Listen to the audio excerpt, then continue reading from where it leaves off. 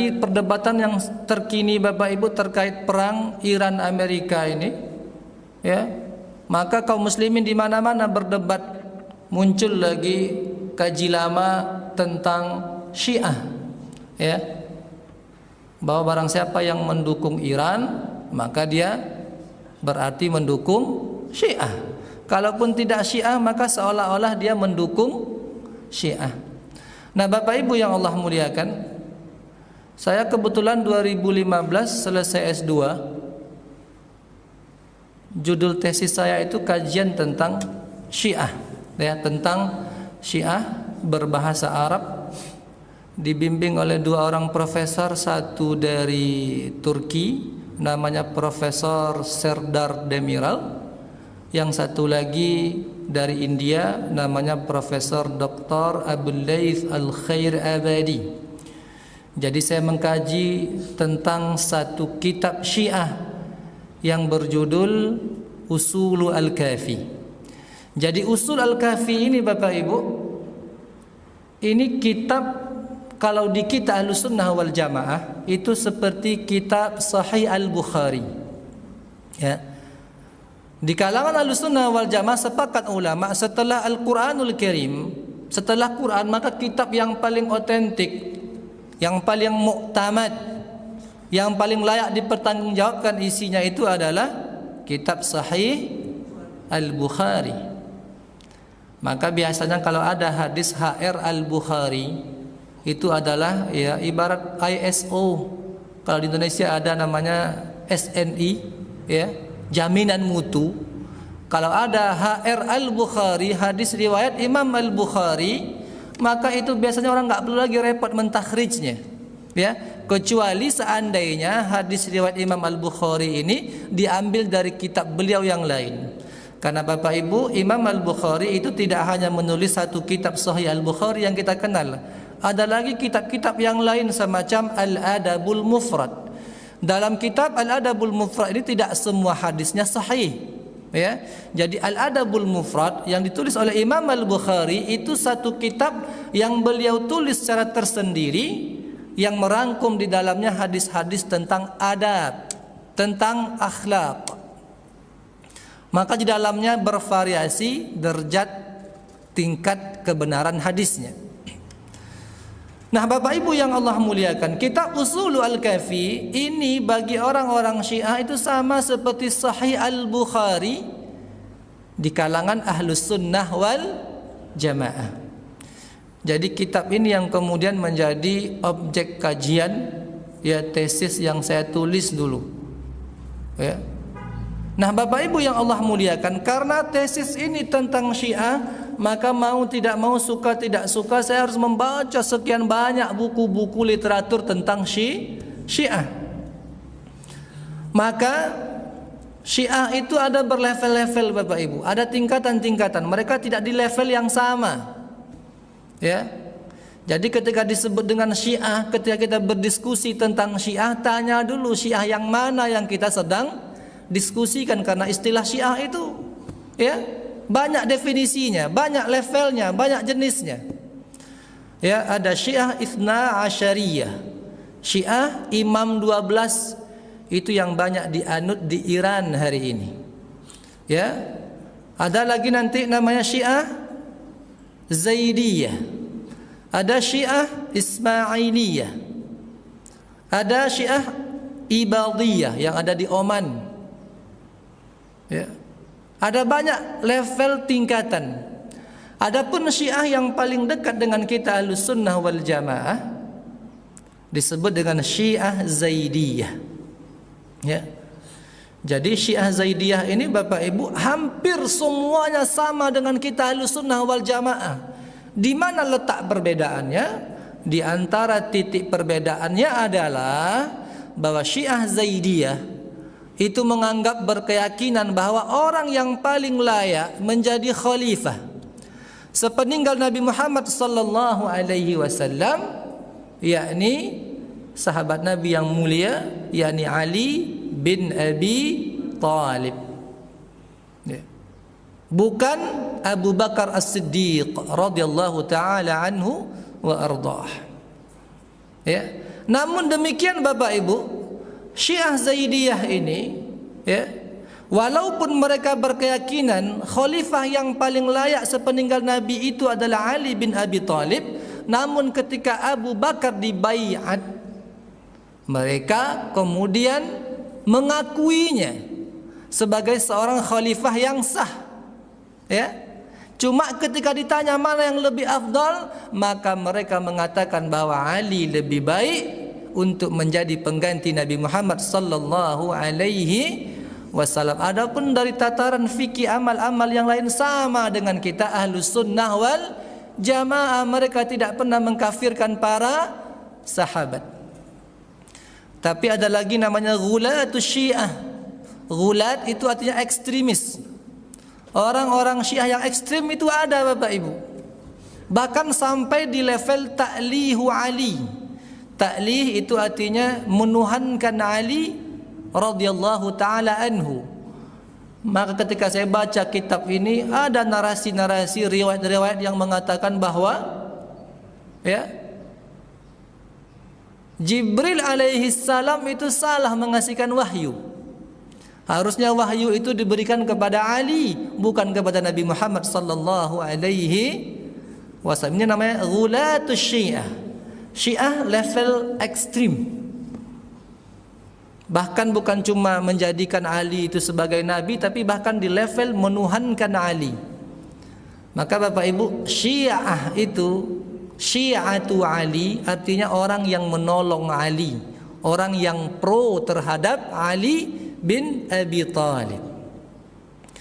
Nah Bapak Ibu yang Allah muliakan, maka apabila orang hari ini berdebat, ya, Iran ini Syiah, apakah Syiah ini kemudian sesat, kafir atau bagaimana? Maka tidak bisa kita berdebat sebelum kita mendudukkan Syiah mana yang kita bahas. Ya, apakah Syiah Zaidiyah yang mereka hampir sama dengan kita seluruhnya, tidak pernah kemudian melaknat para sahabat, ya? Atau Syiah yang lain yang ekstrim ini? Di kalangan Syiah Bapak Ibu memang ada mereka yang melaknat para sahabat. Bahkan mereka menggelar Abu Bakar dan Umar sebagai sonama, ya, sebagai dua. Sonam itu artinya patung yang disembah, ya, sebagai dua patung. Bahkan sebagian mereka ketika disebut nama Aisyah, mereka tidak menyebut radhiyallahu taala anha, tapi mereka menyebut dengan kata-kata laknatullah alaiha. Dan itu bisa kita dapatkan bahkan di media-media sosial, di YouTube sekalipun ada. Nah Bapak Ibu yang Allah muliakan, maka apabila Syiah yang kita kaji adalah Syiah, ya, yang sama dengan kita amaliyahnya, maka tentu tidak bisa kita katakan mereka itu kufar, ya. Tapi ketika Syiah ini adalah Syiah di level mereka kemudian, ya, menuhankan Ali, berkeyakinan bahwa Jibril itu salah memberikan wahyu, harusnya kepada Ali bukan kepada Nabi Muhammad sallallahu alaihi wasallam, ini jelas kemudian menyelisihi, ya, pokok-pokok dalam ajaran Islam. Nah Bapak Ibu yang Allah muliakan, maka untuk melihat kemudian fenomena yang berkembang hari ini, kita perlu berangkat dari sebuah definisi yang benar. Jangan sampai terjebak kita ikut-ikutan mengatakan kafir, mengatakan sesat sebelum kita tahu apa tema pembahasannya, ya. Sampai kita tahu kemudian apa tema pembahasannya. Karena Bapak Ibu mengatakan kafir, mengatakan sesat dalam Islam itu tidak sederhana. Itu pertanggungjawabannya sampai ke akhirat. Kalau yang kita kafirkan orang yang beriman kepada Allah, itu luar biasa, berat, ya. Kalau yang kita katakan sesat sementara mereka tidak sesat, itu berbahaya. Nah kaum muslimin, kaum muslimat yang Allah muliakan, maka harbu al-mustalahat, ya, perang istilah ini menjadi tema bahasan dalam perang pemikiran. Maka hati-hati dengan istilah-istilah ini, ya, jangan sampai terjebak kita sebelum kita memahami, ya, apa hakikat dari istilah itu sendiri. Nah Bapak Ibu yang Allah muliakan, termasuklah ketika kita membahas, ya, masalah waktu. Hari ini dunia kontemporer, ketika kita ditanya Bapak Ibu, waktu apa, definisi waktu bagi kita? Ya, apa waktu itu? Maka dunia kontemporer yang sangat materialistik ini apa mendefinisikannya Bapak Ibu? Time is money. Betul Bapak Ibu? Time is money. Selalu itu kita dengar. Waktu adalah uang. Waktu adalah uang. Itu diulang berkali-kali. Sehingga orang orientasinya adalah uang, uang, uang, materi, materi, materi. Padahal Bapak Ibu, bagi orang yang beriman, waktu ini bukan uang maknanya. Ya, waktu ini adalah pengabdian, waktu ini adalah ibadah, waktu ini adalah amanah untuk kita mempersiapkan bekal. Jangankan waktu, hidup ini sendiri Bapak Ibu adalah pengabdian. Itu yang kita baca ketika salat. Inna salati wa nusuki wa mahyaya wa mamati lillahi rabbil alamin. Sesungguhnya salatku, inna salati wa nusuki, dan ibadah-ibadahku, wa mahyaya, bahkan hidupku. Nah ini hati-hati, ada yang sebagian orang membaca wa ma yahya, ya. Yang benar adalah wa mahyaya, bukan wa ma yahya, tapi wa mahyaya, wa mamati, bahkan hidupku dan matiku, lillahi rabbil alamin. Itu semata-mata pengabdian untuk Allah subhanahu wa ta'ala. Lalu Allah tegaskan kembali, ya, wa ma khalaqtul jinna wal insa illa liya'budun.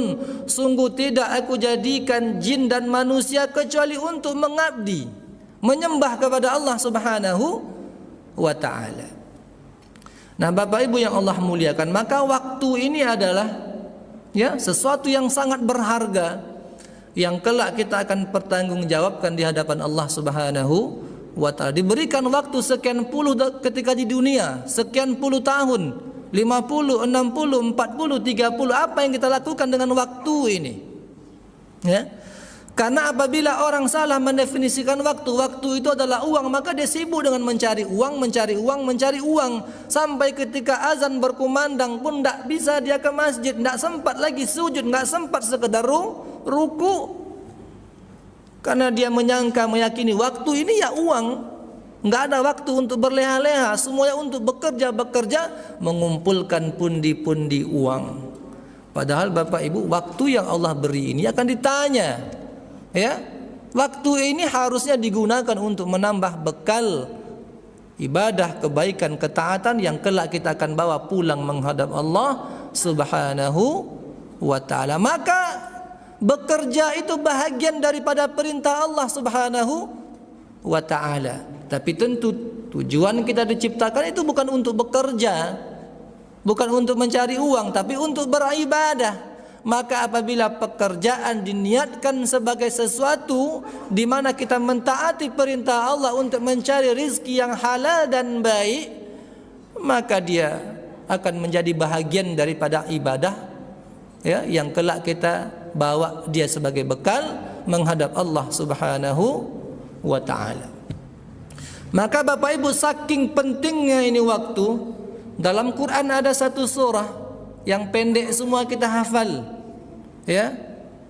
Surat ini kata Imam Syafi'i, kalaulah seandainya Allah tidak menurunkan, ya, surah-surah yang lain, dalam Quran Bapak Ibu ada 114 surat.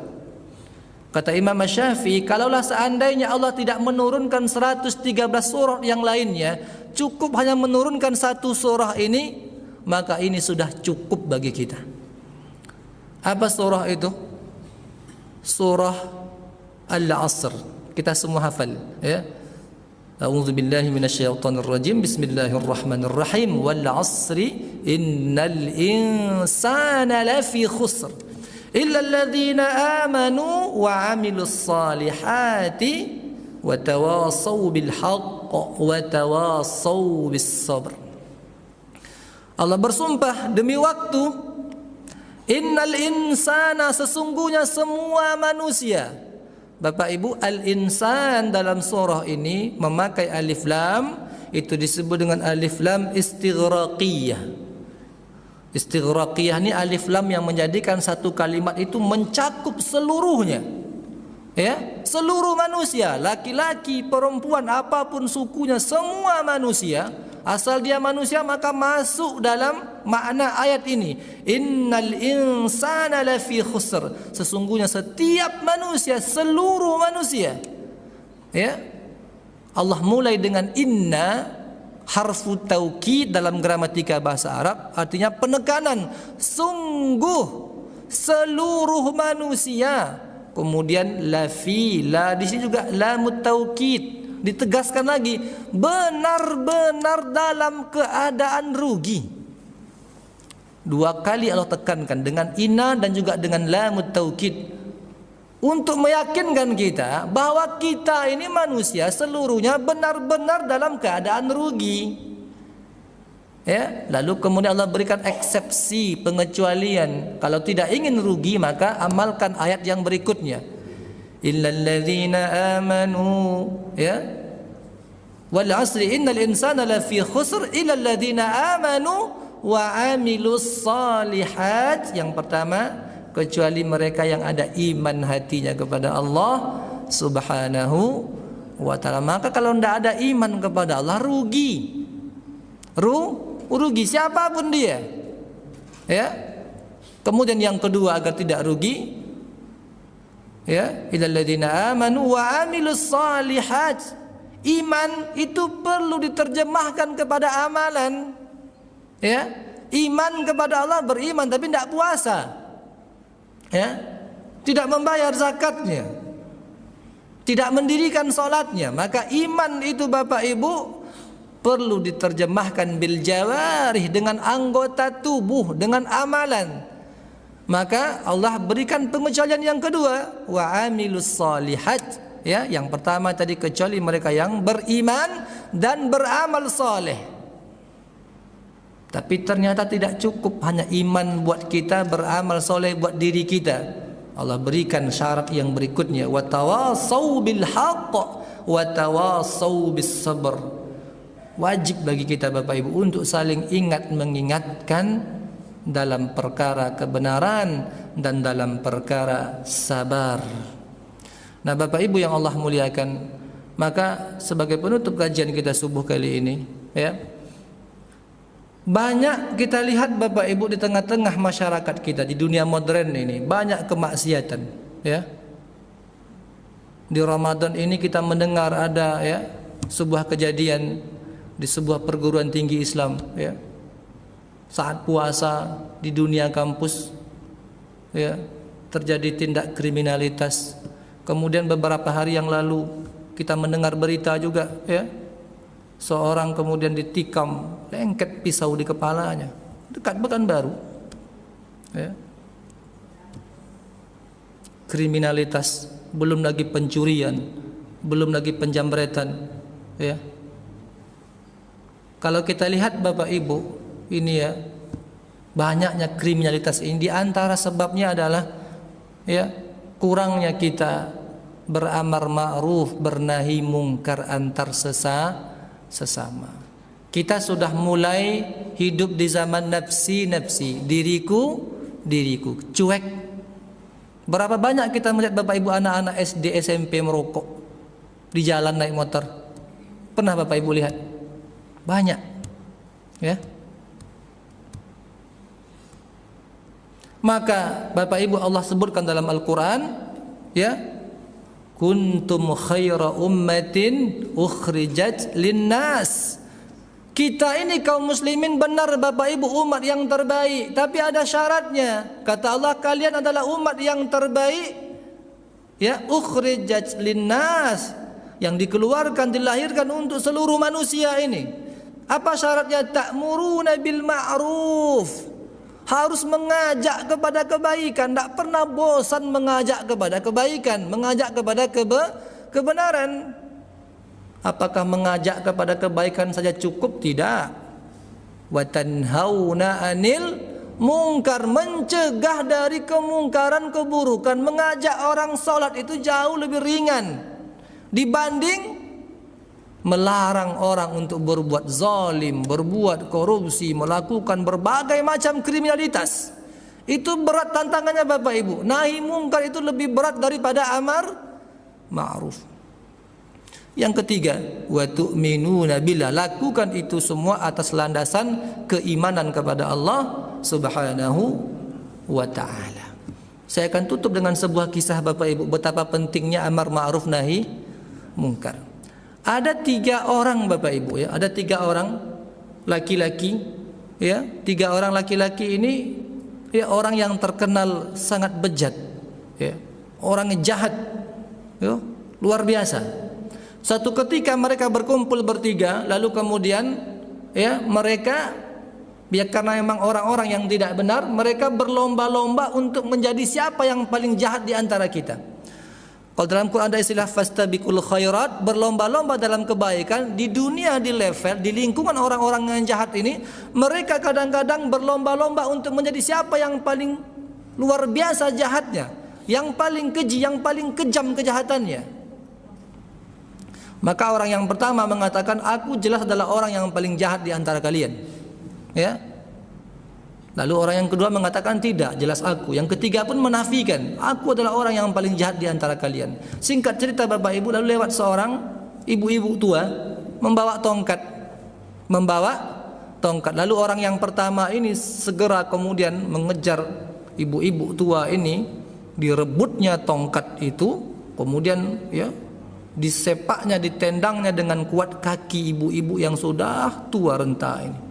Sehingga bisa dibayangkan terjatuhlah ibu ini kemudian ya ke tanah, ke lantai, lalu kemudian terbenturlah kepalanya ke sebuah batu sehingga mengalami pendarahan. Orang tua lemah dengan tongkatnya ya, ditendang dengan begitu keji, terjatuh, terbentur kepalanya, lalu kemudian pingsan.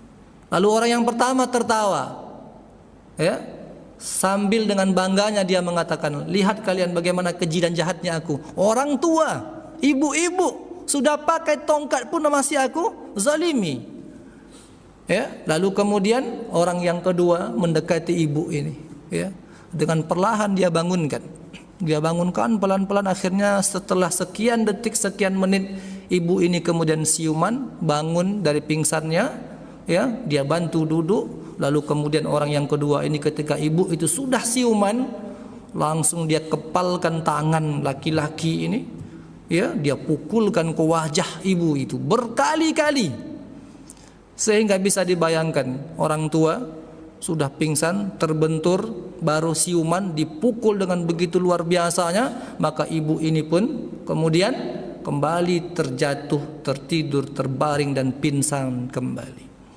Lalu orang yang kedua pun tertawa terbahak-bahak. Kalau engkau hanya memukul seorang ibu yang awalnya masih sadar, bayangkan bagaimana jahatnya aku. Orang yang sudah pingsan aku bangunkan untuk kemudian aku pukul kembali. Maka tidak ada yang lebih keji melebihi aku. Lalu Bapak Ibu, singkat cerita, orang yang ketiga pun ya mengatakan, kekejian kalian itu belum ada apa-apanya ya. Aku jauh lebih keji, lebih jahat daripada kalian. Sehingga dua orang yang pertama ini heran, engkau belum melakukan apapun, engkau enggak memukulnya, engkau hanya berdiri di sana, bagaimana mungkin engkau menjadi orang yang jahat dan keji? Apa yang kau lakukan kepada ibu ini yang melebihi kami? Lalu kemudian Bapak Ibu, laki-laki yang ketiga ini pun berkata, aku lebih keji daripada kalian. Kenapa? Tahukah kalian bahwa orang tua itu, ibu itu adalah ibu kandung yang melahirkanku. Bapak Ibu ya, ibu kandung yang melahirkan kita ya, bertaruh nyawa membesarkan kita. Lalu ketika ibu yang kita cintai itu dipukul orang dan kita diam, tak ada pembelaan sama sekali, itu jelas kemungkaran, kezoliman. Bahkan kemungkaran itu menimpa ibu kandung kita dan kita mampu cuma diam, tak mencegah kemungkaran itu. Maka tidak ada lagi yang lebih keji dari itu Bapak Ibu ya, mendiamkan kemungkaran, kezaliman. Maka Nabi ingatkan, barang siapa yang melihat kemungkaran, falyughayyirhu biyadihi, rubah dengan tangannya kekuasaannya. Ada jabatan, gunakan jabatan untuk memberhentikan kezaliman, kecurangan, kriminal. Ya, buat perda, buat undang-undang.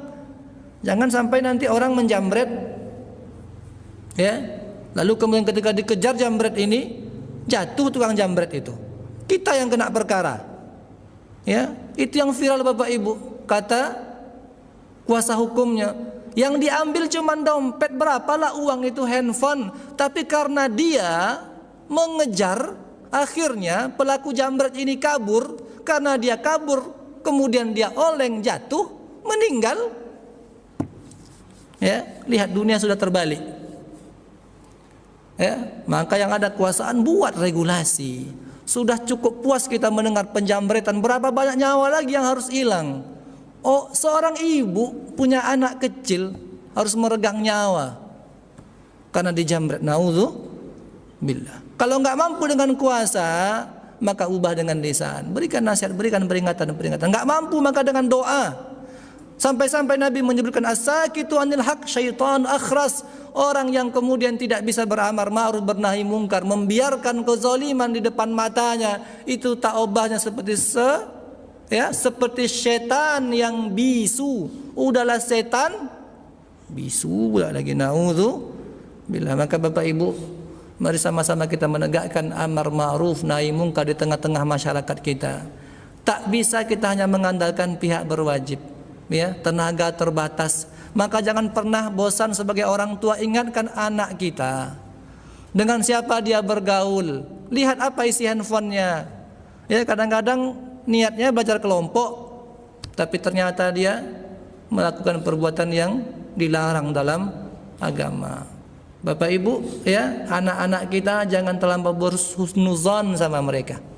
Boleh kita positive thinking, tapi kita sebagai orang tua harus hati-hati.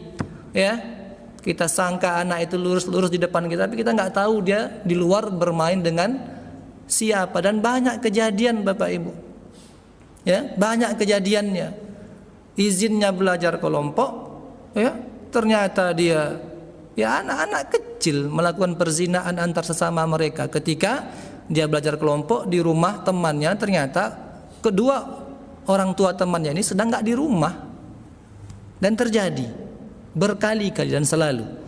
Maka Bapak Ibu yang Allah muliakan, sebagai orang tua paling tidak dalam kekuasaan kita, rumah kita, anak kita, istri kita, suami kita, ya, cucu kita, maka jangan pernah bosan untuk mengingatkan, ya, beramar ma'ruf nahi mungkar. Jangan pernah lelah untuk menasihati anak, cucu, saudara, abang, kakak, dan orang-orang yang kita cintai yang berada di sekeliling kita. Karena kalau kita lelah bernahi mungkar Bapak Ibu, maka tidak akan ada lagi kemuliaan di tengah-tengah umat ini. Baik Bapak Ibu yang Allah muliakan, barangkali itu yang bisa kita sampaikan dalam waktu yang terbatas ini. Yang benar dari Allah Subhanahu wa taala, khilaf salah karena kelemahan kami yang menyampaikan. Terima kasih atas segala perhatian. Sekali lagi mudah-mudahan waktu-waktu yang tersisa ini Bapak Ibu, ada berapa hari ke depan, mari sama-sama kita maksimalkan. Tidak hanya fokus kepada ibadah personal kita, tapi ada ibadah sosial yang harus kita tunaikan. Ada kewajiban-kewajiban sosial yang harus kemudian kita tunaikan. Nah Bapak Ibu, demikian, jazakumullahu barakallahu fikum. Kita akhiri dengan doa kafaratul majlis. Subhanakallahumma wa bihamdika asyhadu an la ilaha illa ant nastaghfiruka wa natubu ilaik. Wallahu a'lamu wa ahkam. Wa jazakumullahu barakallahu fikum. Wassalamu alaikum warahmatullahi wabarakatuh.